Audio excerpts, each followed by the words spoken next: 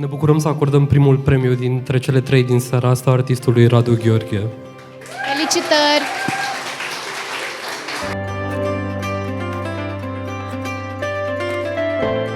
E un concurs care oferă foarte multă încredere, în primul rând. Fundația Bogart poate ajuta un student la început de drum prin financiar și vizibilitate.